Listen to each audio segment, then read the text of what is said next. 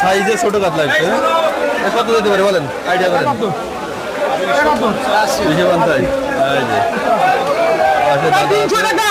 250 টাকা টার্গেট করতে মাছের দাম তো অনেক বেশি তাই না একটু বেশি